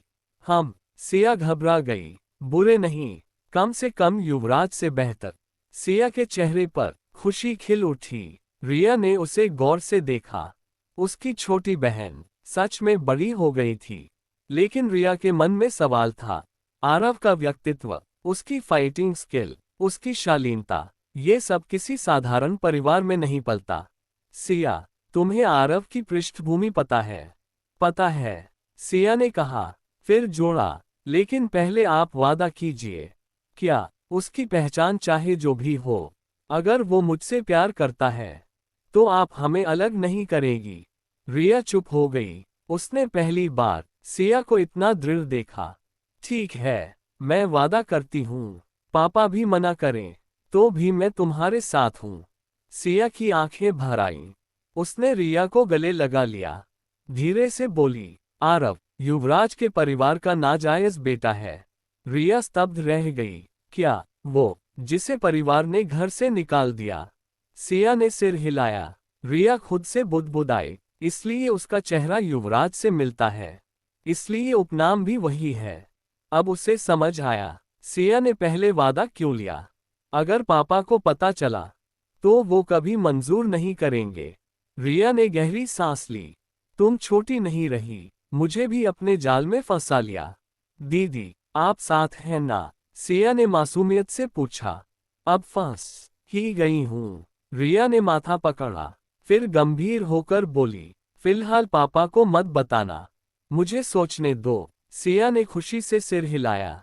नीचे पार्टी शुरू होने वाली थी और कुछ सच धीरे धीरे सामने आने वाले थे। उंगली से दाहिनी ओर इशारा फॉलो करें और मेरे channel Hindi audio novel story पर सुनते रहें। अध्याय 35। रिया मेहरा के मन में आरव को लेकर अच्छी छवि थी, लेकिन उसकी पहचान ने मामला कठिन बना दिया था। ये इसलिए नहीं कि वो आरव को कम समझती थी, बल्कि इसलिए क्योंकि वो अपने पिता को जानती थी। गू ताओक्वान का परिवार को लेकर दृष्टिकोण बहुत कठोर था। फिर भी सिया उसकी सबसे प्यारी बहन थी। जब तक आरव सिया को निराश न करे, रिया हमेशा अपनी बहन के साथ खड़ी रहेगी। उसने मन ही मन लंबी सांस ली और फिलहाल इन बातों को छोड़ने का फैसला किया। उसने रेशमी डिब्बा सिया को थमा दिया। ये आरव का गिफ्ट है। एक जोड़ी झुमके तुम्हारी बैंगनी ड्रेस से बिल्कुल मैच करेंगे। आरव ने फिर गिफ्ट दिया। सिया की आंखें चमक उठीं। उसे तो बस आरव के आने से ही खुशी थी। अब दूसरा तोहफा, उसकी मुस्कान फूल जैसी खिल गई। पहले भी दिया था। रिया हैरान हुई। सिया ने गर्व से कहा, ये ड्रेस भी उसी ने दिलाई है, और डिजाइन में बदलाव भी उसके सुझाव पर हुआ। आपने ही उसे मॉडिफाई किया था। रिया एक पल को चुप रह गई। उसे याद था, पेरिस एरिस्टोक्रेट में एक डिजाइन प्लान आया था, जिसने उसके मूल डिजाइन को और बेहतर बना दिया था। वो प्लान आरव का था। क्या तुम पक्का कह रही हो? रिया ने पूछा। हाँ, और उन्होंने उसे पेरिस एरिस्टोक्रेट में डिजाइनर बनने का ऑफर भी दिया था, लेकिन उसने मना कर दिया। रिया के मन में आरव की छवि और बदल गई। अगर वो सच में इतना प्रतिभाशाली है, तो भले युवराज के परिवार ने उसे ठुकराया हो, वो खुद अपना रास्ता बना सकता है। उसका दिल थोड़ा हल्का हो गया। जल्दी से पहन लो, पार्टी शुरू होने वाली है। सिया ने डिब्बा खोला। अंदर नार्सिसस फ्लावर सॉन्ग नाजुक सफेद चमक के साथ। सिया की आंखें ठहर गईं। बहुत सुंदर, वो फुसफुसाए। नीचे हॉल में मेहमान भर चुके थे। युवराज भी अंदर आ चुका था। वो कुछ व्यापारियों से मुस्कुरा कर बातें कर रहा था। उसका व्यवहार विनम्र था, आत्मविश्वास भरा। दूसरी ओर आरव की नजर कुछ मध्यम आयु के पुरुषों पर पड़ी। वो धीरे धीरे बातें कर रहे थे, लेकिन उसकी सुनने की क्षमता अब सामान्य नहीं थी। हर शब्द साफ सुनाई दे रहा था। लगता है गू परिवार की चमक ज्यादा दिन नहीं टिकेगी। दोनों लिस्टेड कंपनियों के शेयर गिर गए हैं। टैक्स की गड़बड़ी पकड़ी गई है। अगर जांच बढ़ी तो जेल भी हो सकती है। सब उस ली यून की वजह से। हीरो भी खूबसूरती के आगे हार जाता है। आरव चुप बैठा रहा, लेकिन उसके मन में एक विचार उभरा। अगर गू परिवार गिर गया, तो सिया की मुस्कान भी टूट जाएगी। उसका दिल हल्का सा कस गया। अचानक लाइट्स मंद हो गईं। स्टेज पर रोशनी पड़ी। एंकर ने औपचारिक भाषण दिया, और फिर, मिस सिया, कृपया पधारें। सीढ़ियों पर रोशनी जली। पहले रिया उतरी, सफेद गाउन में, शांत, गरिमामयी। फिर बैंगनी ड्रेस में सिया, सिर पर क्रिस्टल क्राउन, सच में राजकुमारी जैसी। पूरा हॉल कुछ पल को थम गया। उनके पीछे गू ताओक्वान, सुनहरी फ्रेम का चश्मा, अरमानी सूट, आत्मविश्वास से भरा चेहरा, और साथ में ली यून, युवती, सजी धजी। औपचारिक भाषण हुए, फिर पार्टी शुरू। मेहमानों ने घेर लिया। गिफ्ट, बधाइयाँ, टोस्ट, हंसी, शोर। सिया की नजर बार बार आरव को ढूंढ रही थी। आखिर उसे कोने में बैठा वो दिख गया और उसके होठों पर अनजाने में मुस्कान आ गई। युवराज आगे बढ़ा। सिया, जन्मदिन मुबारक। उसने काटिए का डिब्बा बढ़ाया। सिया ने शिष्टता से धन्यवाद कहा। डिब्बा खोला। अंदर चमकते डायमंड ईयरिंग्स, बहुत महंगे, बहुत भव्य। पहनकर देखो, गु ताओक्वान ने कहा। सिया असमंजस में पड़ गई। उसने रिया की ओर देखा। रिया समझ गई, ड्रेस से मैच नहीं कर रहे। उसने शांत स्वर में कहा। गु ताओक्वान ने बात मान ली। युवराज के चेहरे पर निराशा साफ थी। लाखों रुपये और बस एक नजर। कुछ देर बाद सिया ने मौका पाकर भीड़ से खुद को अलग किया। धीरे धीरे आरव की ओर चली। आरव उठ खड़ा हुआ। सिया, जन्मदिन मुबारक। उसने गिलास बढ़ाया। धन्यवाद। सिया की आवाज धीमी थी। दोनों के गिलास टकराए। सिया ने आधा वाइन पी लिया। उसका चेहरा गुलाबी हो गया। गर्दन तक लालिमा उतर आई। आज वो अलग थी। उसकी आंखों में कोमलता थी और कुछ और जिससे आरव का दिल हल्का सा तेज धड़कने लगा। युवराज दूर से देख रहा था। उसकी मुट्ठियां कस गईं। कई मेहमान भी समझ गए, गु परिवार की छोटी बेटी आरव के प्रति खास है। दूर खड़े गु ताओक्वान भी ये देख रहे थे। सिया ने धीरे से पूछा, आरव, हमारी पिछली बात याद है? हाँ, आरव मुस्कुराया। सिया ने सिर झुका लिया। उसकी आवाज फुसफुसाहट में बदल गई। आज रात की पहली डांस मैं आपके साथ करना चाहती हूँ। हॉल में संगीत की धुन धीरे धीरे उभर रही थी और कई दिलों की धड़कनें साथ साथ तेज हो रही थीं। उंगली से दाहिनी ओर इशारा फॉलो करें और मेरे channel Hindi audio novel story पर सुनते रहें। अध्याय 36। सिया को धीरे धीरे अपनी ओर आते देख आरव की धड़कन फिर तेज हो गई। उसे लगा था वो बस उसके साथ डांस करेगी, लेकिन पहला डांस ये उसने सोचा नहीं था। अचानक उसकी नजर के कोने में एक जानी पहचानी आकृति उभरी। बैंगनी ड्रेस, क्रिस्टल क्राउन, मुस्कुराता चेहरा। शिना, प्रिय मास्टर, आपका दिल बहुत तेज धड़क रहा है। वो शरारती अंदाज में बोली और खुद भी नाचने लगी। पहला डांस साधारण बात नहीं होती, शिना ने आगे कहा। अगर लड़की को कोई पसंद न हो तो वो अपने पिता के साथ डांस करती है, लेकिन अगर वो रुक गई, मुस्कुरा दी। आरव समझ गया, क्या सिया उसे पसंद करती है? पहले वो इस विचार को तुरंत रोक देता, क्योंकि तब उसे लगता था वो सिया को खुश नहीं रख सकता, लेकिन अब उसे अपने ऊपर भरोसा था। मास्टर, पूरी कोशिश कीजिए। जरूरत पड़ी तो मैं मदद कर दूंगी। इस बार कर्ज नहीं दूंगी। शिना हंस पड़ी। नहीं, आरव तुरंत बोला। उसे याद था रिया के साथ पिछली घटना। ठीक है, सब कुछ आप पर है। जल्दी मुझे मालकिन दिलाए। शिना गायब हो गई। उधर गु ताओक्वान सिया से कुछ पूछ रहे थे। सिया, वो लड़का कौन है? पहले कभी देखा नहीं। सिया का स्वर थोड़ा तीखा हो गया। आपने कब मेरी बातों पर ध्यान दिया? रिया ने तुरंत टोका। सिया, वातावरण थोड़ा असहज हो गया। रिया ने संभालते हुए कहा, डैड, उसका नाम आरव है। सिया का क्लासमेट, परिवार? गु ताओक्वान ने पूछा। पूरी जानकारी नहीं, लेकिन उसके व्यक्तित्व से लगता है पृष्ठभूमि साधारण नहीं होगी। गु ताओक्वान ने सिर हिलाया। उसे आरव पसंद आया था। दिखने में, व्यवहार में, सब में युवराज से बेहतर। तभी ली यून आए। उसने गु ताओक्वान का हाथ पकड़ा। हाजोंग ग्रुप वाले आए हैं। कंपनी की बात भी करनी है। गु ताओक्वान तुरंत उसके साथ चल दिए। सिया धीरे से बुदबुदाई, चालाक औरत। रिया चुप रही, लेकिन उसकी आंखें भी ठंडी थीं। दूर खड़ा युवराज सब देख रहा था। सिया का रवैया आरव के लिए अलग था। उसके अंदर बेचैनी बढ़ गई। कुछ देर बाद वो सीधे आरव के सामने आ बैठा। क्या तुम सच में सिया के लिए मुझसे मुकाबला करोगे? उसकी आवाज ठंडी थी। आरव शांत था। मुकाबला? वो कोई वस्तु नहीं है, उसकी अपनी पसंद है। युवराज मुस्कुराया। ज्यादा खुश मत हो, तुम दोनों कभी साथ नहीं हो सकते। क्यों? आरव का स्वर स्थिर था। क्योंकि उसके पिता परिवार की प्रतिष्ठा देखते हैं। अगर उन्हें पता चला कि तुम डू परिवार के नाजायज बेटे हो, जिसे घर से निकाल दिया गया, तो आरव का चेहरा नहीं बदला। युवराज ने गौर से देखा। कोई घबराहट नहीं। आरव मुस्कुराया। तो तुम डरे हुए हो? तीसरे बेटे होकर एक नाजायज बेटे से डर रहे हो?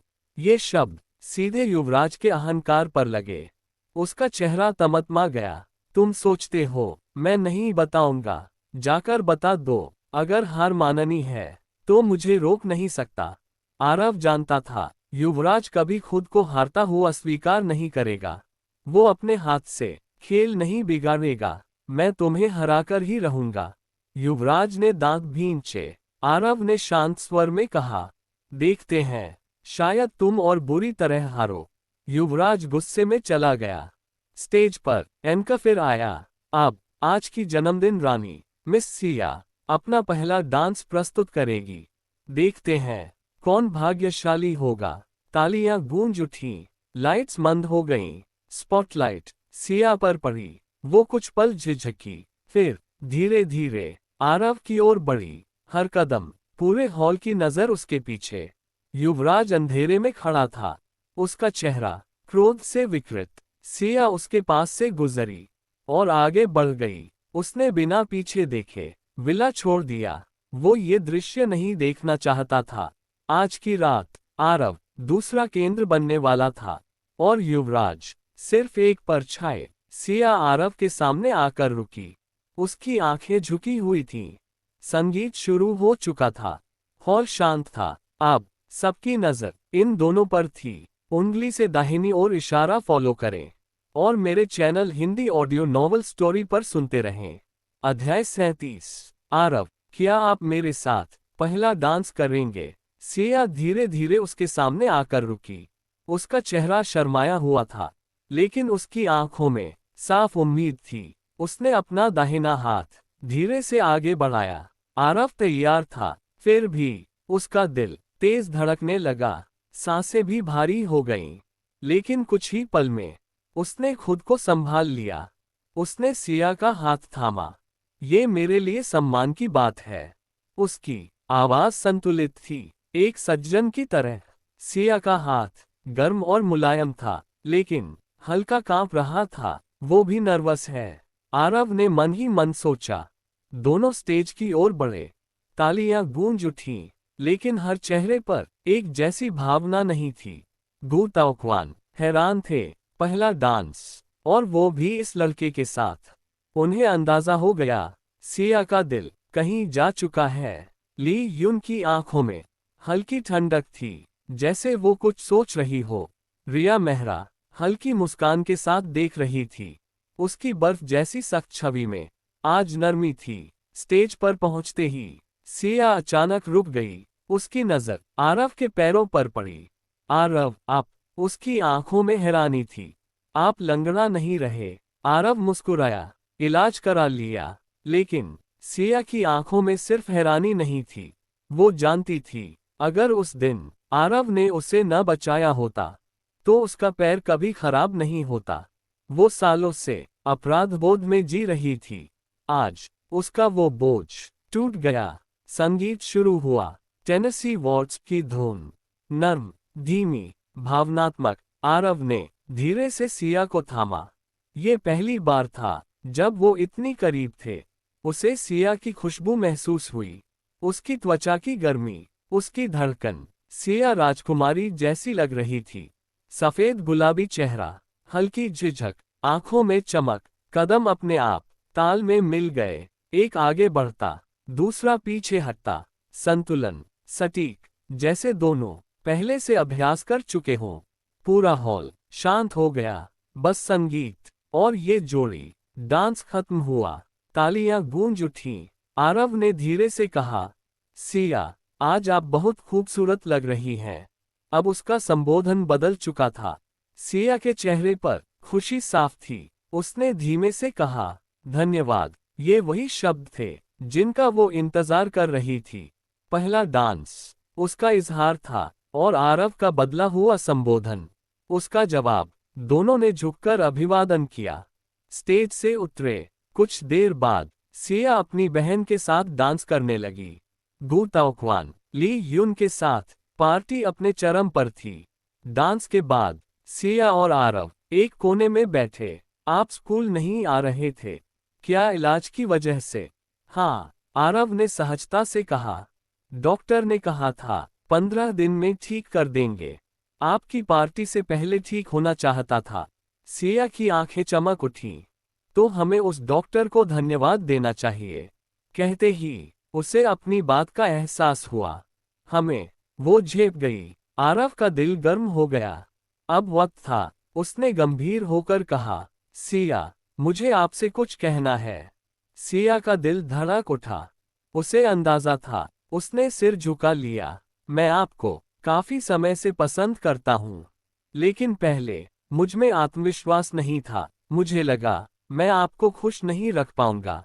सिया ने धीरे से पूछा, और अब है? आरव की आवाज मजबूत थी। क्या आप मुझे मौका देंगी? मैं वादा करता हूं, आपको सबसे खुश इंसान बनाऊंगा। सिया की आंखें भर आईं। उसके चेहरे पर सच्ची मुस्कान थी। मुझे आप पर भरोसा है। उस पल भीड़, संगीत, शोर, सब धुंधला हो गया। बस दो धड़कनें थीं, जो एक लय में धड़क रही थीं। उंगली से दाहिनी ओर इशारा फॉलो करें और मेरे channel Hindi audio novel story पर सुनते रहें। अध्याय 38। सिया, मुझे आपसे एक और बात कहनी है। इजहार के बाद आरव के अंदर भविष्य को लेकर नई आग जल उठी थी। उम्मीद, लड़ने का जज्बा और आत्मविश्वास। लेकिन अब उसे सच बताना जरूरी था। सिया उसकी बगल में बैठी थी। आंखों में चमक, चेहरे पर मिठास। क्या बात है, आरव? आरव ने धीरे से कहा, कल से शायद मैं कॉलेज नहीं आऊंगा। हो सकता है मुझे पढ़ाई रोकनी पड़े। क्यों? सिया चौंक गई। रॉयल सिटी मॉल के डायरेक्टर हुआंग पुदोंग, उन्होंने मुझे काम के लिए बुलाया है। अच्छी सैलरी है और मेरे पैर के इलाज में भी उनकी मदद थी। मैं मना नहीं कर सका। सिया कुछ पल चुप रही। फिर उसकी आंखों में समझदारी आ गई। आप हुआंग प्यूडोंग की बात कर रहे हैं? हाँ, सिया जानती थी रॉयल सिटी मॉल कितना बड़ा नाम है। वहां काम करना एक सुनहरा मौका था। जाए, उसने मुस्कुराकर कहा, डिग्री से ज्यादा जरूरी भविष्य है। हम मिल सकते हैं। आरव ने सिर हिलाया। पार्टी धीरे धीरे खत्म होने लगी। मेहमान विदा हो रहे थे। आरव ने नोटिस किया, गु ताओक्वान कई बार उसकी तरफ बढ़े, लेकिन हर बार ली युन ने उन्हें रोक लिया। ली युन की आंखों में साफ ठंडापन था और दुश्मनी। आरव समझ नहीं पाया क्यों। गेट पर विदाई का समय। आरव, जा रहे हो? गु ताओक्वान ने विनम्रता से पूछा। जी अंकल, आतिथ्य के लिए धन्यवाद। आरव का व्यवहार सम्मानपूर्ण था। गाड़ी नहीं है? भेज दूं? नहीं, मेरी गाड़ी आ रही है। तभी बाहर काली बेंटली आकर रुकी। ड्राइवर उतरा, दरवाजा खोला। गु ताओक्वान की आंखों में एक पल को आश्चर्य चमका, फिर संतोष। ली युन की आंखों में ठंड और गहरी हो गई। सिया और रिया भी स्तब्ध थीं। उन्हें अंदाजा नहीं था कि आरव को लेने इतनी महंगी कार आएगी। आरव ने सिया की ओर देखा, हल्की मुस्कान, फिर कार में बैठ गया। बेंटली दूर चली गई। उसी समय गु ताओक्वान का फोन बजा। उन्होंने कॉल उठाया और अगले ही पल उनका चेहरा सफेद पड़ गया। उधर आरव अपार्टमेंट लौट आया। रात के 9 बज चुके थे, लेकिन उसके लिए रात अभी लंबी थी। उसने शिना की मदद से ज्ञान क्षेत्र की पढ़ाई शुरू की और लगभग 2 बजे सोया। सुबह सिर्फ 3 घंटे की नींद के बाद वो पूरी ऊर्जा के साथ उठ गया। बॉडी ट्रांसफॉर्मेशन टेक्निक का असर था। उसने अभ्यास शुरू किया। अब उसकी पकड़ और मजबूत हो रही थी। कम दर्द, कम समय, ज्यादा नियंत्रण। शिना, मेरी ताकत 110 हो गई है। क्या अब मैं 3 गुना सूडो ग्रेविटी सह सकता हूँ? शिना ने स्कैन किया। हाँ, 3 गुना अब संभव है। ठीक है, शुरू करो। जैसे ही 3x सूडो ग्रेविटी एक्टिवेटेड हुआ, उसका शरीर अचानक भारी हो गया, जैसे सैकड़ों किलो का वजन कंधों पर रख दिया गया हो। रीढ़ सीधी करना भी मुश्किल। ये इतना भारी क्यों है? शिना मुस्कुराए। 3x लेवल 2x से सिर्फ थोड़ा ज्यादा नहीं होता। असल में हर स्तर पिछले से दोगुना असली भार जोड़ता है। 5x के बाद आप समझेंगे असली कठिनाई। आरव के माथे पर पसीना था, लेकिन उसने अभ्यास नहीं रोका।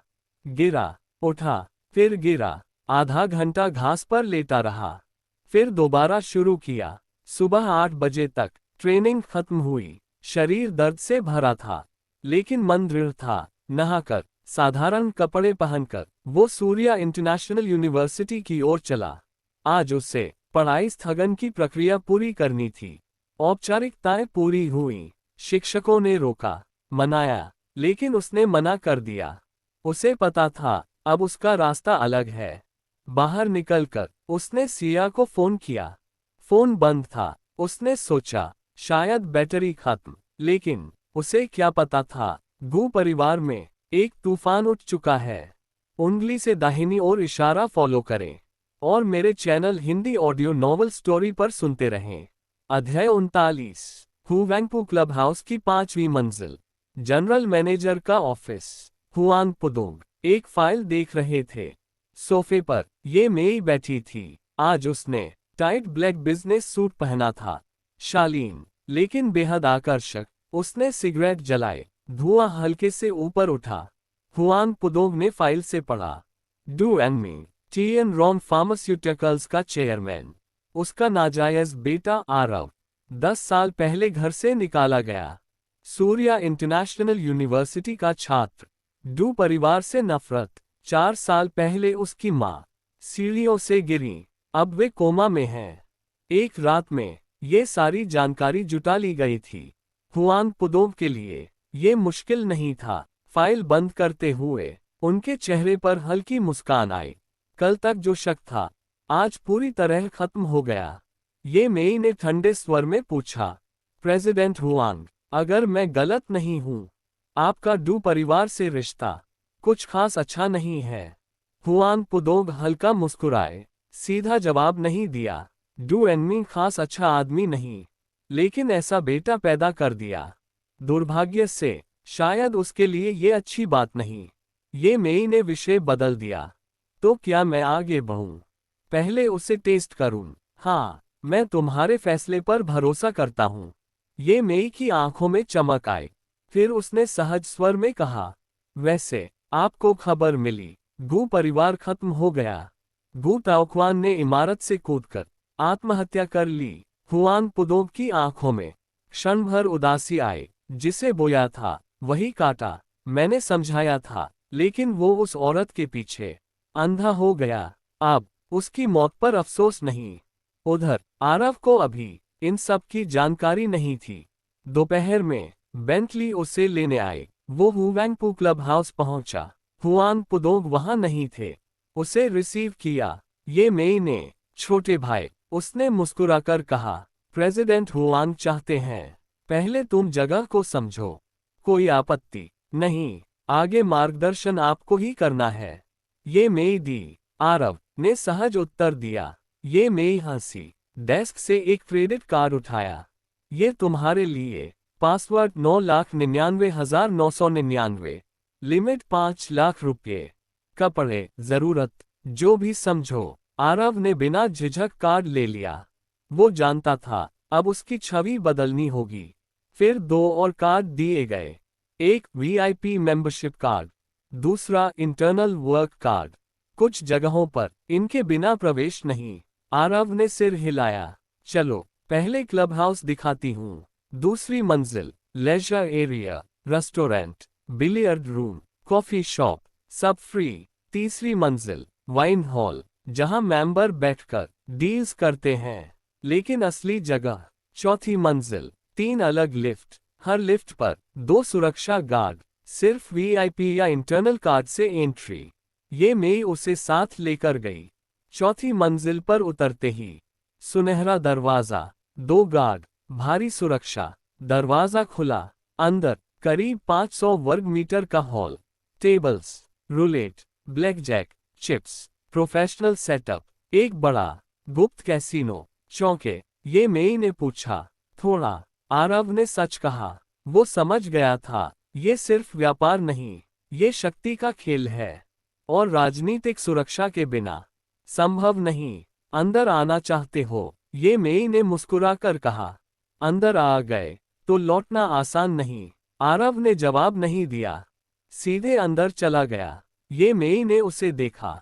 उसके चेहरे पर डर नहीं था, ना घबराहट, सिर्फ शांति। उसने मन ही मन सोचा, पहला टेस्ट पास। उंगली से दाहिनी ओर इशारा फॉलो करें और मेरे channel Hindi audio novel story पर सुनते रहें।